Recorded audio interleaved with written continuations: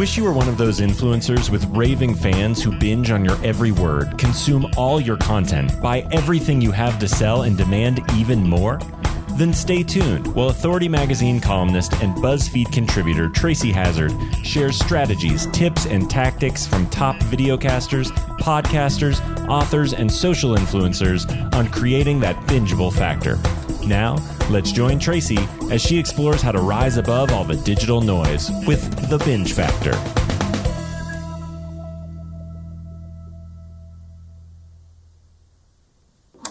Hey everyone, welcome to the Binge Factor. I'm Tracy Hazzard and I have Meghan Dwyer, Money Isn't Scary podcast host. And I love that title. I think it's really straightforward and wonderful.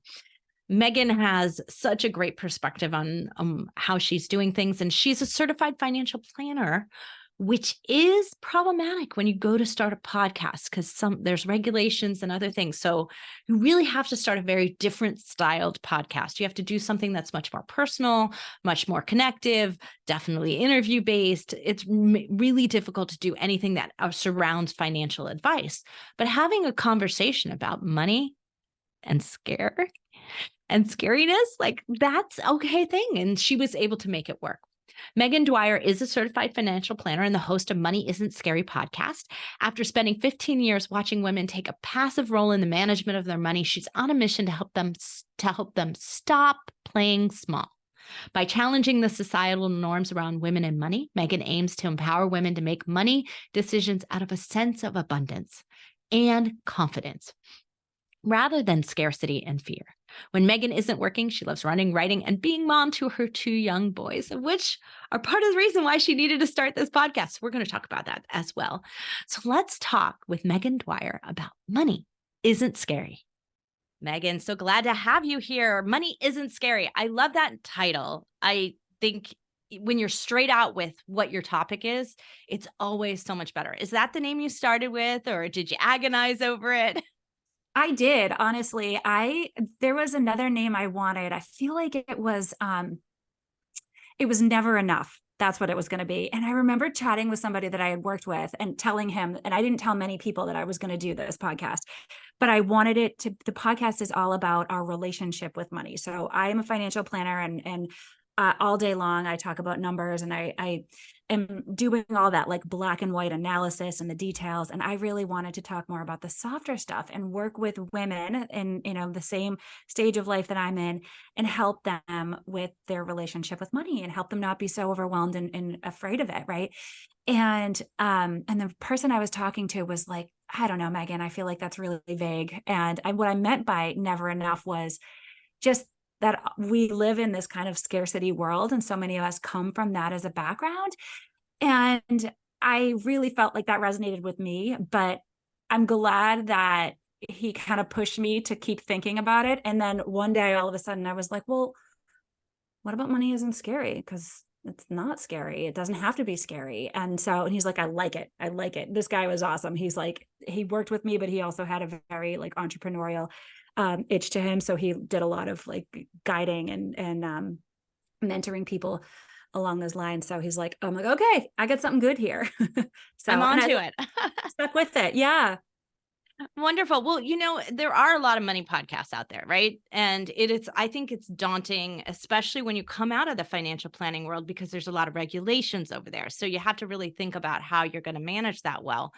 Did that frighten you? Did that figure into your planning? Yeah. So I was at a different company when I started this podcast. I've had it out there for 2.5 years now. It'll be 3 years in December. And I remember, I think, there was some piece of kind of nervousness and, maybe imposter syndrome that was going on when I was thinking about starting this podcast.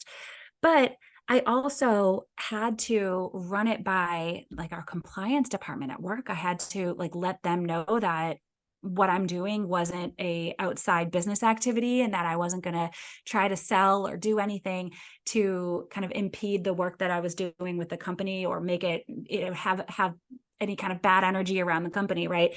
Or any energy one way or the other. So I remember putting together a proposal for our compliance team. And I still to this day think they don't quite understand what I was doing. But I'm like, no, I want to talk about our emotions around money and the softer stuff with money, and not actual money. I'm not giving financial guidance, but they just couldn't wrap their heads around it.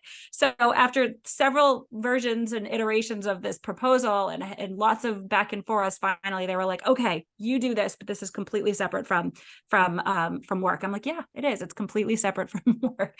But yeah, I mean, I think a lot of people, that the unique aspect of the financial planning world is that the guidance is so customized. And I don't really believe in kind of a one size fits all approach for financial advice and guidance. And, there's certain rules of thumbs out there, sure, but I still don't think that everything, like a blanket kind of rule of thumb, applies to everybody. So I really try to be very careful around what I'm saying and the guidance that I'm putting out there, and really have it be more on, again, turning inside us and what's going on with us, and our emotions, versus, you should have this amount saved for retirement by the time you're 40 years old. And I just feel like you can steer somebody so wrong in that way. And there's also that applies to every coaching, right? Yeah. Like this is the thing that I think we so often come up with hard and fast rules, like in podcasting, hard and fast rules. The advice I give to someone who's got over 100 episodes to advice I give to someone who's only got 10 is totally different. Right. And we need to be careful about giving our blanket responses out in the internet, out in podcasting somewhere, that they're taking that wrong. The advice that they're taking are completely wrong and isn't going to work for them. Yeah, I think that's the lesson, right? The lesson is, okay, there's a lot of guidance and advice out there, but what really matters to me? And I think that's so hard because there's so many people, especially women, right, that are part of my audience, that are so used to not trusting themselves. They're so used to, myself included, right? So used to trusting all these outside sources for what we should and shouldn't do. And that kind of gets us into some trouble. It does. So let's talk money podcasting, because this is a common thing. Did you go in with this idea that you were going to make money off your podcast, or did you go in saying, no, that's not a part of my factoring for why I'm doing this? No, not at all. I actually started the podcast. It was December of 2020. We were right in the middle of the pandemic, and I was struggling. I mean, I was working full time from home. I had a 3 and a 1-year-old, and I found myself like, nobody else was spending, right? You couldn't go anywhere. You couldn't do anything, but I was spending. I was online shopping, and I was like, people are probably like, what do you online shop for when you're in the middle of the pandemic and you can't go anywhere? You name it. I was buying shoes. I was buying bags, because I realized in my mind that buying these things filled this like hole for me. It filled this void, and I didn't know what it was yet, but I knew there was something more than just the shoes. So I wanted to explore it, and I wanted to dig in a little deeper. And so that's why I started the podcast, to share my journey. And because I know, again, if I was going through this, that other people out there must be too. With personal is universal. We just don't like to talk about it, because money especially is a super stigmatized topic. It's super taboo. Most people don't talk about it, or were raised in households where they don't talk about it.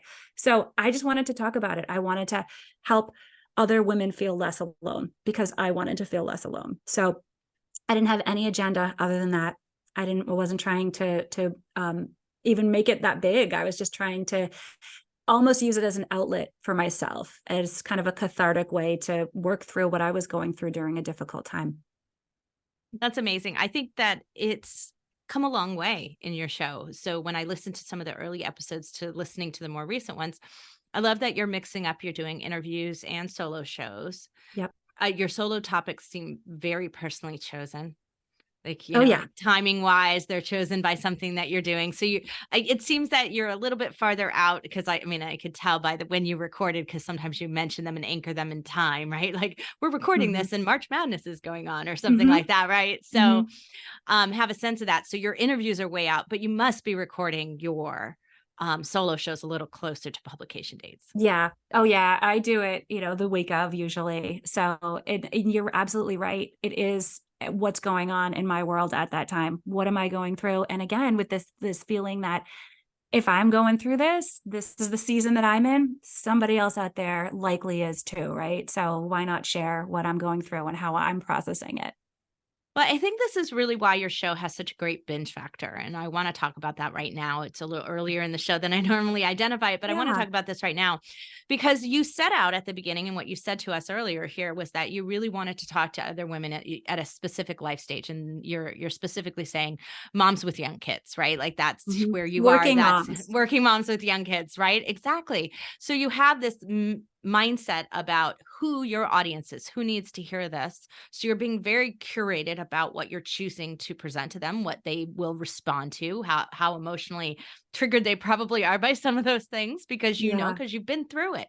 And Yeah. so it's always great to have someone who's a few steps ahead of you when you come into a show rather than have someone who's like at the end of their stage, if they're about to retire, they've got their nest egg, and then they're giving you money lectures about what it's like when you're struggling to like figure out how to pay for gymnastics this week, right? It's a Right. Right. different stage of life. And when you're talking to that and it's coming through in the content, in how close you are to the topic, how emotionally invested in the topic you are as well, that's what makes your show so bingeable that I have to go back to the beginning and listen to all of them because I am at that same stage. Yeah. Yeah. And that's exactly it. I appreciate that. Thank you for saying that, because I also wanted to make this very much a come with me journey versus me just saying, "Hey, I know more than you do. I've been there, done that," right? Not at all. I am still screwing up every single day, and I want all those other working moms out there that are trying to do the juggle to know that it's okay. It's okay. Somebody else out there is also in the same boat as you. And again, I kind of really I said that I started this podcast during the pandemic when I was feeling very isolated and very alone. And the reason why, one of the other, reasons is because I wanted a friend. I wanted somebody, I wanted to be able to put out into the world what I needed. So what I needed at that time. And, um, you know, I think it's worked. I really do. I've had a lot of listeners. And as I started to grow and expand this and, create a social media presence, and I've had listeners reach out to me and say, "Hey, I heard that episode that you did on back to school shopping, and oh my God, I can totally relate. That I know exactly what you're dealing with." And that feels really good. It's the whole community aspect of it all that just makes me really excited to be doing this. Well, I'm slightly ahead of you with kids' ages. So, because I have a Mhm. fourth grader and a ninth grader, Okay. and they both rode their bikes to school this year. Oh, So, like, amazing. it's really scary independence. So Yeah. wait till you get to that, and you're like, Yeah. I don't have to do anything but kick him out of the house on time. Like that's Yeah. it. Make sure they're awake. Yeah. Yeah, kick them out of the house on time. Well, yeah. Well, wait till you get to the high schools. They do crazy things like fluctuating schedules. I cannot keep up with the time schedule. Is high school starting to get later? Because I feel like when I It started high is. school, it was like 7:05 is when the bell rang. You had to be in the door. And I was talking to a client this morning. It was like, no, high school starts at 8:30. What? Yes, it's later. It's crazy. My younger one got earlier and my older one got later. Yeah, I was like, when did this happen? I don't know I what's know. going on. Oh I my know gosh. it's crazy, but these things are what we're going to go through. And then you just knowing that that's coming for you makes different choices, right? Yeah. It makes different ways to look at things. Let's talk money isn't scary. I want to Yeah. really talk about that. People get so hung up on the fact that their podcast probably will not make money because that's what they hear, that they don't start one. Yep. When you went into this and said that wasn't a consideration for you, what was your metric for return on investment of your time? Really it was an outlet for me. It was another kind of coping strategy. So I didn't really have a metric for return on time, but as it grew and as I got through kind of different stages, I did not want to be, first of all, when I started, I did not want to be one of those pod fade people. I talked to so many people who said that what is the stat? 90% of podcasts stop after episode 8. I'm like, I'm not going to do that. I don't want to do that because I liked it. I enjoy doing it. But I also put a lot of pressure on myself at first because I think everybody, when they start, wants it to be perfect. Everybody wants it to be like, oh my gosh, look what I created. I have this amazing, award-winning podcast with hundreds of reviews already. And that was not me whatsoever. It still isn't. I mean, it's slow daily growth, but it's a grind, right? But I also try to remind myself of why I started. I actually have a sticker right here on my laptop that says, remember why you started. And I have it there because when I have those days where I start to get into that mindset of, I need this, right? That kind of like neediness, that needy energy, which that I have a whole episode on that. That I realized that kind of puts me back in scarcity mode, and it's going to do what it's going to do if I just put the right energy into it. And I deeply believe that. If I can continue to approach this from a perspective of my why, and again, my why is to not only help myself selfishly, but to help other people, then that takes the whole money aspect out of the picture. I have a full-time job, right? That's what's paying the bills right now. So I know that's not the case for everybody.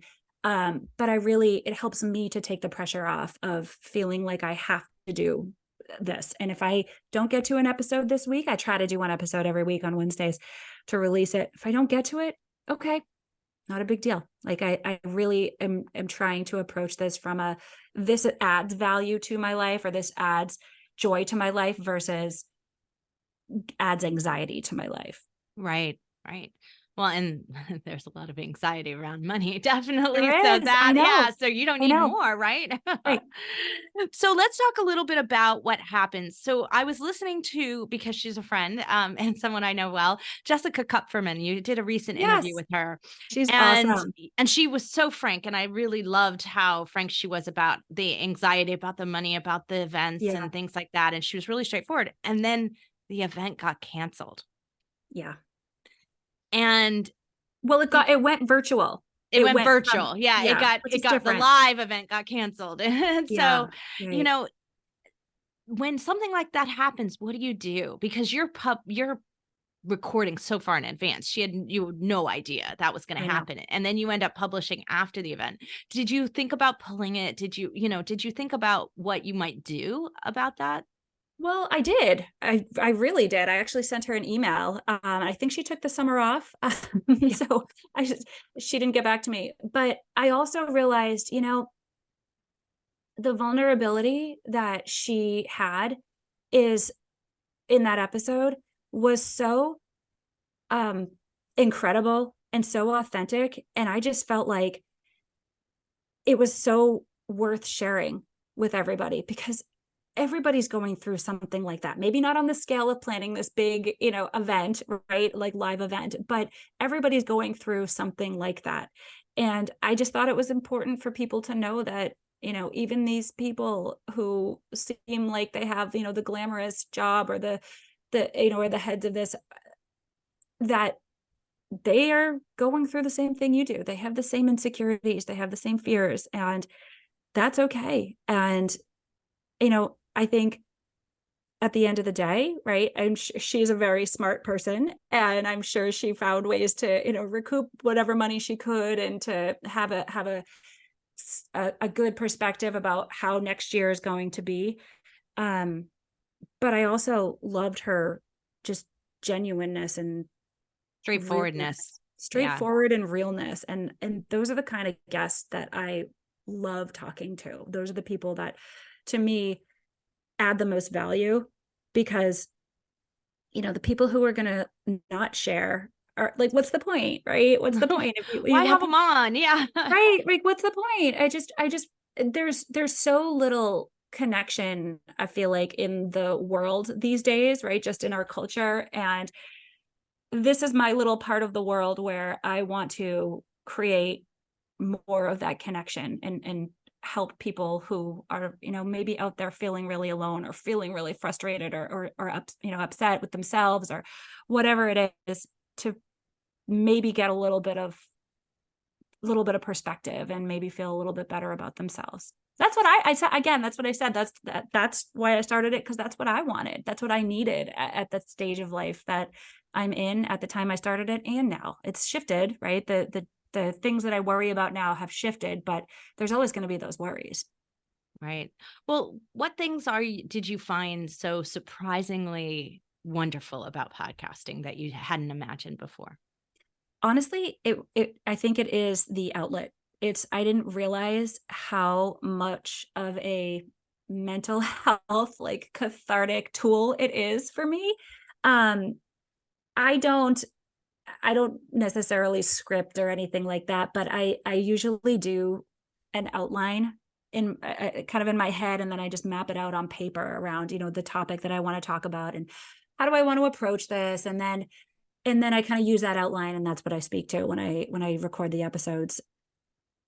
But even doing that outline is just such a helpful way for me to get it all out. It's like journaling in a way. It's like, a combination of kind of verbal journaling. I love that. Verbal journaling. Exactly. No, it is. It's like, there's so much stuff to work through, and it just gives me that space to do that.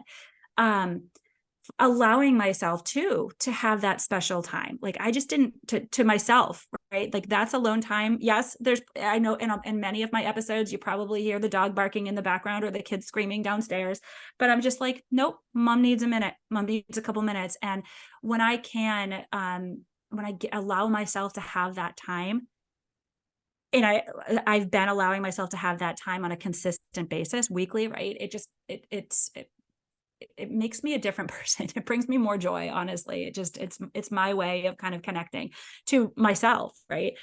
And the other thing I was going to say that surprised me about podcasting is, again, the connection piece. And it's not even in the way that you probably think of. I know I said, I wanted to connect with the listeners. I wanted the listeners to be able to connect with somebody that they can relate to. But it's also, I was saying to you before that at first I had to reach out. I had to use a podcast guesting platform in order to find guests.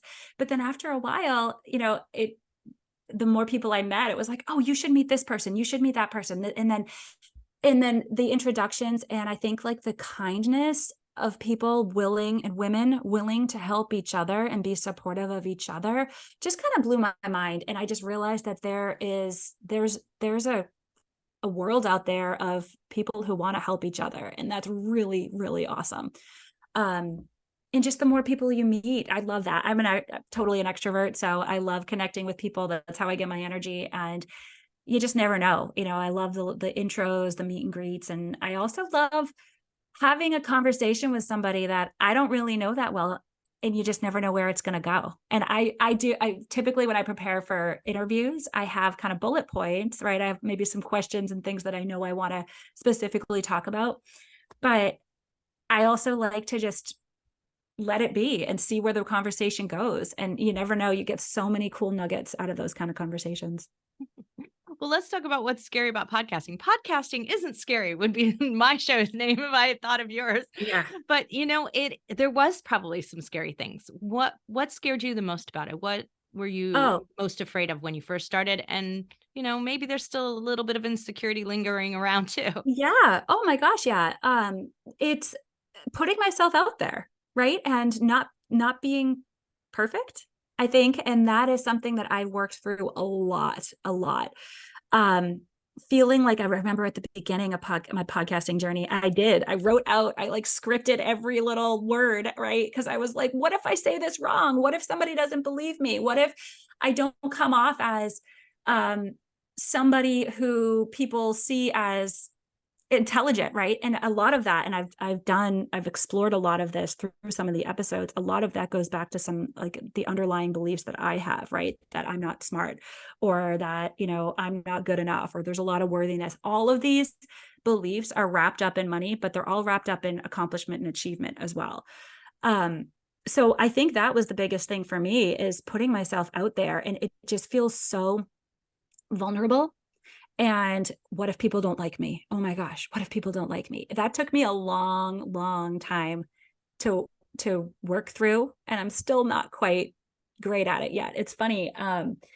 So my husband tells me all the time, like, oh, there's so many moms you're kind of in town, and I have like a circle of parents from both the second grader and the kindergarteners. And he's like, you should just promote it. Just put it out there, tell everybody to listen to it, and go put it on. Our town has a local website for businesses. And he's like, just put it out there. I'm like, no, I can't do that. And I just realized that there's so many of those, that that vulnerability that's still, I'm not great at, right? That aspect of kind of fear and that, oh my gosh, well, what if somebody sees this and then they just judge me, right? So it's still there. I'm still working through it. And I feel like a lot of us are. It is scary to put yourself out there. People are looking at you and you're in this kind of public forum, right? But at the same time, I would never take it back. I would never go back and not have made the choice to do this, because the platform that I have created, again, has done so much for me personally. And it's made me grow so much as a parent, as a person, and professionally too. It just makes me so much less, nervous about meetings and, going, like, having conversations around things that I may not be 100% an expert at. Well, and I think you're probably really identifying really quickly, oh, this is a pattern of language I've heard here before. This is that fear creeping up. Let me talk to that when you have a client in front of you or things like that. So it's giving you a broader view of your industry and all the people that you might be touching in the future. I love that that's what your takeaway is. I guess it's so great that you're still working through those things, because I just gave and for all our staff, our USA staff, we have international staff as well, but our USA staff, we do a monthly mentorship call, and they ask for a mentorship on confidence. And love it. Yeah, it was such a great topic. And I said, well, here's the thing. I don't really want to completely talk about confidence, because confidence has a whole bunch of things underneath it, like fear of judgment, fear of oh my gosh, imposter syndrome, right? It's so layered, right? It's so nuanced. But I said, here's what I do know about confidence, and here's what we'll work on. Confidence is a practice. And that's it. Being good at money is a practice.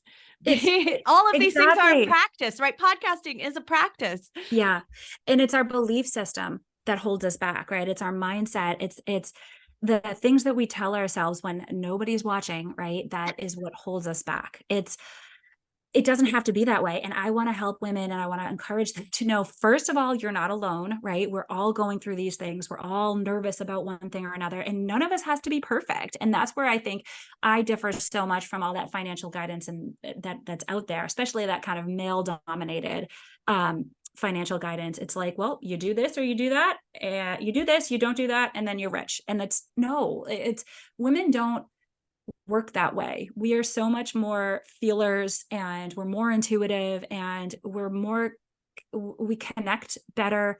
And I just really feel like there's a different approach. There's a softer approach to this whole process, right? And again, you just said, money isn't scary, podcasting isn't scary. The things that I talk about, I always say, I look at all these things from the angle of money, but these are all concepts that apply to every aspect of our lives. It applies to parenting. And right, one of the biggest things I talk about on my show, when I actually had the amazing guest, Dr. Kristen Duff, she's the pioneer in self-compassion research. I talk about self-compassion on every single episode, basically, because we need it. The hardest people, for me, I'm the hardest person on myself ever. If anybody, that's exactly what comes across. And that's what we discussed in our confidence and mentorship. Exactly the same thing. Would you say that to someone you mentor? Why do you say it to yourself?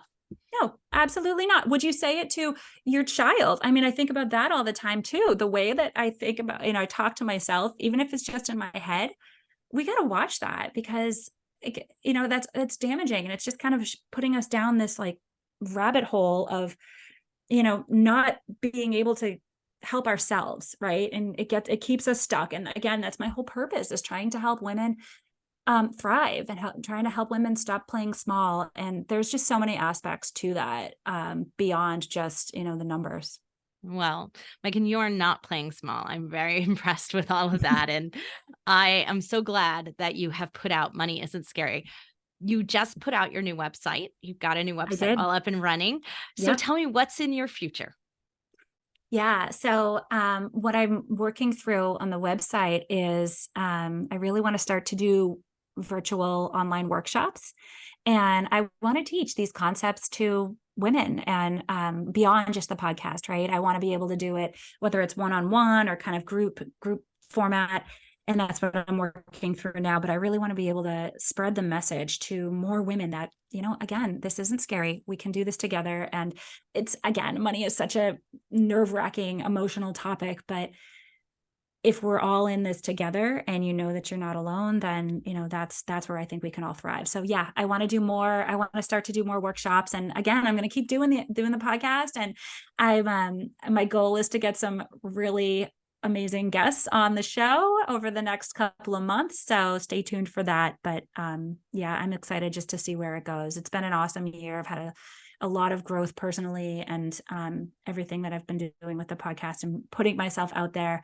And I'm just excited for the next future, the next step. I'm excited for you, Meghan. Money isn't scary. Meghan Dwyer, thank you so much for being here.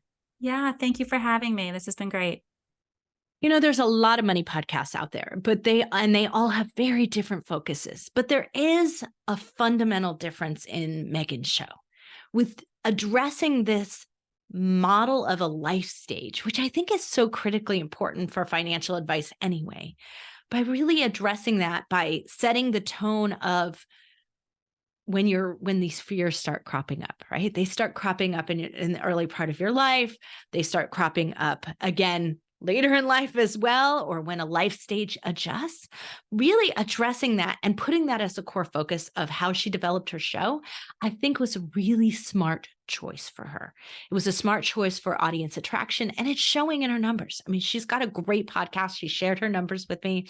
She's really doing very well with this show because it's so focused and because she's so service-minded in how she's doing the show in general. I think that when you're dealing with insecurities and fears or hopes and aspirations, right, you can either be in one place or the other. But I think when you've got something that has a lot of stigma to it, which money does, dialing into those insecurities and fears and putting it right out there in the title of the show was a really smart choice. And that's really where she's excelling and why her show is attracting the audience that it is. Plus, she's got a great show. She's just doing some really smart things. She's discovered this idea of doing solo shows and interview shows and having a good balance of those. She discovered that really early on in her show and in the path of it. And so now 140 something episodes in, it's really hit its stride and really doing what it needs to do to keep that audience engaged, to keep that audience activated and keep them listening to the next episode and the next episode. She's built her bingeability into it. There's always growth in a show. And I'm really glad to see that she's moving into a new website, that she's taking the power of her show back, moving it so that it has its core is headed back to her. Right? Because she's not only the host of the show, just like many of you are the host of your show, but you're not just this passive, I'm going to say passive host, right? You're an active host, and that's what you're looking for. You're looking to guide them. You're looking to provide resources to them. You're looking to provide more.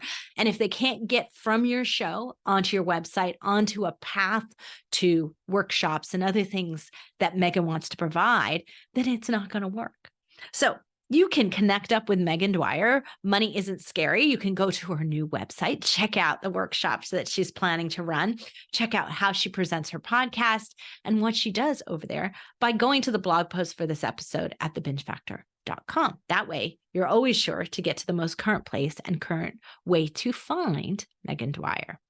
You're also going to want to listen and check out our show because I guarantee you some scary things are coming up for you surrounding money and podcasting. It's a pretty common thing that I see and hear again and again. So take some advice from someone who is an expert in it. Go check out Money Isn't Scary, subscribe to the show, take a listen to many of her episodes, and I bet you're going to find some things that are helping you support not just confidence with money, but confidence in your podcasting, because podcasting isn't scary, as Meghan and I pointed out. You might have some scary aspects to it, but you can certainly push through that, especially with some confidence building in both actually doing, actually growing, and actually building a show that is surrounding the topic and the area you feel most confident in, which is exactly, or maybe like Meghan, it's in the place where you wanted to build the most confidence in. So you built it into a practice for yourself. So I hope that you enjoyed this episode with Meghan Dwyer. I certainly did. And I hope that you'll join me next time for another interesting podcaster who's got a journey that might be very similar to the one you'd either like to follow or one you are already following. And you can learn some great success tips from them as well. So join me here next time on The Binge Factor. You've been listening to the Binge Factor podcast. For more information on podcasting and videocasting success tips and tactics, please go to thebingefactor.com. And be sure to listen to our other show for podcasters called Feed Your Brand. If you'd like to be interviewed on this show, as well as featured in Tracy's column, please go to thebingefactor.com/guest and apply.